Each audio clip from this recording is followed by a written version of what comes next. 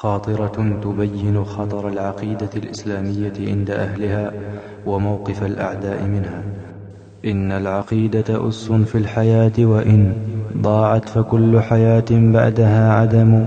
نادى بها المصطفى في بدء دعوته، فحاد عنها ذو الإشراك فانهزموا. وعصبة من خيار الخلق إذ سمعوا ذاك النداء فلبت منهم الهمم. قالوا رضينا بذا الإسلام يحرسنا، أكرم به منهجا للناس مؤتصم. فيه السعادة والحسنى لمؤتبر، والعز فيه ورغد العيش والنعم. فيه السناء وفيه اليمن مزدهرا، والأمن فيه فنعم الذخر والقيم. فيه الوئام وحسن الخلق مكتملا، لكن أعداؤه في سمعهم صمم. فيه السهولة والخيرات أجمعها، فيه الهناء فلا ظلم ولا عتم. ما ضر موكبه المفضال أن طرحوا صخرا على دربه فالصخر ينحطم.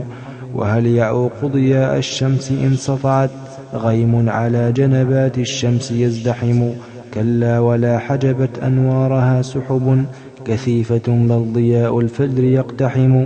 تلك العقيدة بالبشرى أقدمها، ظل ظليل وبالإخلاص تتسم.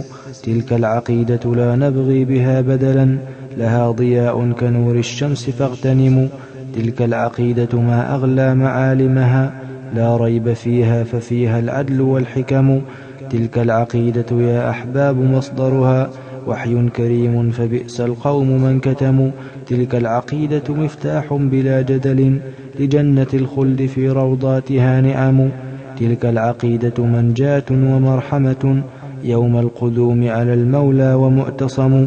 فالحمد لله ذي النعماء منقذنا من حمأة الشرك والعصيان يا أمم.